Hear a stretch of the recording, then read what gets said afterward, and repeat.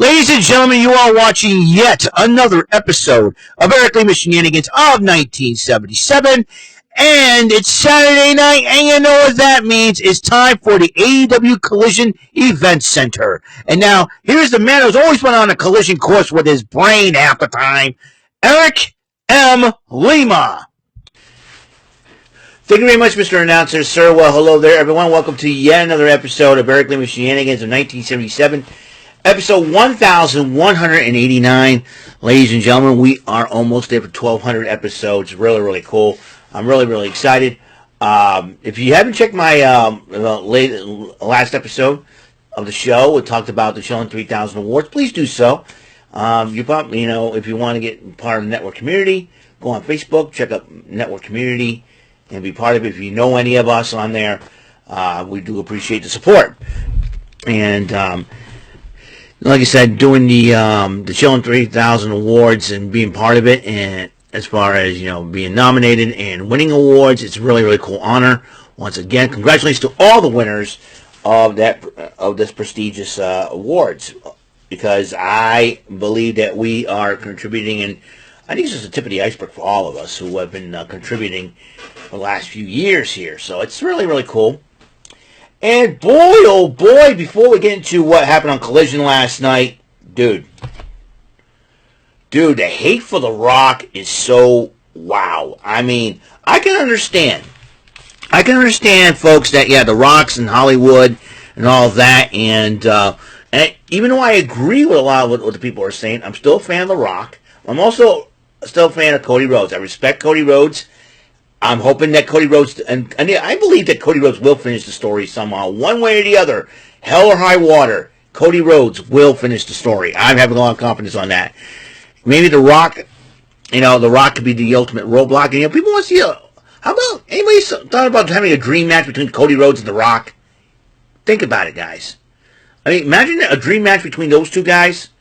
I mean, we never see these two guys lock up, And I know a lot of people saying The Rock's 50-some-odd years old and all that. I get it.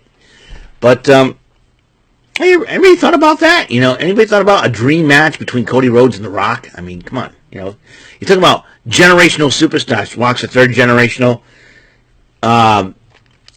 Rock's a third gen. Cody's a 2-gen. I mean, come on. Think about it, But then again, a lot of people want to see Cody Rhodes finish the story and become the champion, get the title that Bruno Sammartino held, and I get it. So I'm hoping that Cody Rhodes, I got good confidence that Cody Rhodes will finish the story. Don't worry about a thing. I'm letting this one play out. Like I said, again, I'm not going to be too judgy on that. I agree that Cody Rhodes does deserve to have his story finished up. But if you think about it, I think. Did the WWE plan this on purpose to get us to say, hey, let's get going, let's get Cody on, finishing storyline? Well, like I said before on the last couple of episodes when I talked about on the SmackDown Event Center, hey, listen, this could be a non-title match between Roman Reigns and The Rock. This could be a personal thing. Remember, it's a family thing, mind you. So that's a, like I said, we'll see how this plays out. And I'm with everybody saying, listen, I want Cody Rhodes to finish the story. I want him to be the champion. Yeah, indeed. Because of a lot of the injuries, kind of forced things to happen. The injuries, not only injuries to some of the main players, the main stars in the WWE, but also the Vince McMahon situation kind of, made things spiral out of control. They had to do something, unfortunately, and The Rock was the only guy left. John Cena was doing, and he was doing Argyle, if I'm not mistaken. So, and John Cena was doing movies as well. I mean, you could have had John Cena. A lot of people think John Cena. Most of the folks out there think John Cena and CM Punk were right about The Rock. But, hey, I'm still a Rock fan. I always respect, got a lot of love for Cody Rhodes. Cody Rhodes has worked hard. Maybe a dream match between Cody Rhodes and The Rock will settle things. I don't know. We'll see how this plays out. WrestleMania 40 is only, a couple of months away. Let's see how this plays out. But might I digress, Let's go what happened on Collision last night. I was doing the live with Jordy Scow. Live reaction. We had a good time. I'm laughing my butt off, as always. Eddie Kingston went one-on-one with Brian Keith, the bounty hunter. I don't know if the Continental Crown was on the line or not, But Kingston did win the matchup. And then Tony Schiavone interviewed Eddie Kingston after the matchup. But then he talked to Brian Keith. And guess what? The bounty hunter Brian Keith is now signed with AEW. He's all elite. He's in. He's part of the family now. So Brian Keith, congratulations on the contract with All Elite Wrestling. I thought that was really, really cool. Bryan Danielson comes out and possibly playing mine against Eddie Kingston, but also congratulates Brian Keith in that matchup as well. You know, and then lifts up Brian Keith's wrist and shows him respect. So and welcomes him into AEW.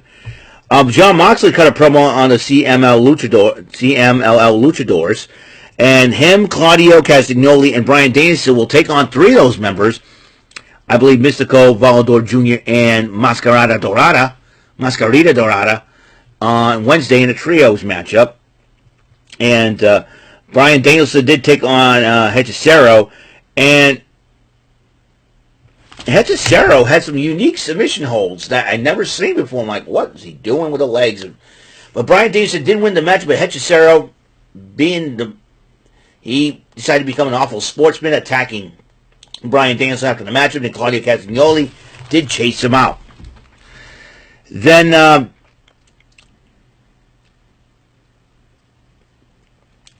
Jason out of there. Alexi Nair interviewed FTR and Daniel Garcia, and in fact, FTR believed in Daniel Garcia being the top young superstars of the future, wrestlers of the future, and as they take on the team of the Patriarchy, that's a huge deal. And that was TNT champion Christian Cage, Nick Wayne, and Kill Switch. I said Kill Shot last night. It's Kill Switch, formerly known as Luchasaurus, with the lovely Shayna Wayne in their corner. Handicap match, Hook took on former OVW tag team champions, the Outrunners, Truth Magnum and Turbo Floyd, beat them by submission. Hook just doesn't care. Hook has got this attitude, he doesn't care, man. Gotta respect Hook for that, man. Tony Schiavone interviewed Mark Briscoe. Mark Briscoe says he was happy to help out FTR and Daniel Garcia. And then the House of Black interrupts Briscoe, but now the House of Black is targeting Briscoe for what they did. I'll tell you one thing. The House of Black will take advantage of anybody who has gone through a tragical life. And they're cold-hearted, man. They're cold-hearted. Anyways, Adam Copeland, promo on the Cope Open, and plans to continue that. We'll hear from him next week. Serena Deeb took on Queen Aminata one-on-one, and Serena Deeb being the professor, and she's getting very popular with the crowd, which is really cool and well-respected. And Deeb did pick up the victory over the Queen, Aminata. Tony Schiavone interviewed Swerve Strickland. He says it's Black History Month. He gave out a few shout-outs to Ron Simmons and Kofi Kingston and Athena. So yeah, Kofi Kingston, I'll tell you one thing, that's respect right there in class on his part, but he says he's determined to beat Hangman Adam Page to become the AEW World Champion against Samoa Joe at Revolution. Hopefully he does that happen. And then for, Tony Storm addresses Deonna Purrazzo, and Tony Storm being looking lovely and funny as always, and almost like Three Stooges like when she slapped Luthor. I'm like, what did Luthor do, you know? And then Mariah May's been asking, you see my matchup? And she goes, when you see one matchup, you see them all. And then she asked Luthor to book her a public workout matchup. And this Wednesday, she's got that against Red Velvet. Red Velvet, stir it up. Speaking of Red Velvet, she took on Burt Vixen, and Red Velvet did end up winning the matchup. And then a trios matchup for the main event, FTR and Daniel Garcia took on the Patriarchy, which is Christian Cage, like I said, Kill Switch, formerly known as Luchasaurus, and Nick Wayne with his mother, Shayna Wayne in their corner. Matt Menard, Daddy Magic Matt Menard was on commentary, and FTR and Garcia didn't win the matchup, and I think Daniel Garcia may be eyeing a shot at the TNT title against Christian Cage. We'll see what happens there. So, that's it. That's all the time we have on the show. Tonight is NXT Vengeance Day. I'll be live reacting with my good friend Brandon Martin on there. So, it starts at 8 o'clock. It'll be very interesting to see what happens on there. So, I will see you guys later. You guys have a wonderful, wonderful, blessed day. And until the next episode comes rolling around, Mr. Announcer, take us home. That is all for today's episode. This is your announcer speaking for Eric Lima Shenanigans of 1977. A Big Beefy E, do it for Bob Saget Productions, and in association with a Raven Bofa Telepictures and Distribution. Thank you for watching today's episode. Tune in next time for another episode of Eric Lima Shenanigans of 1977. Goodbye for now.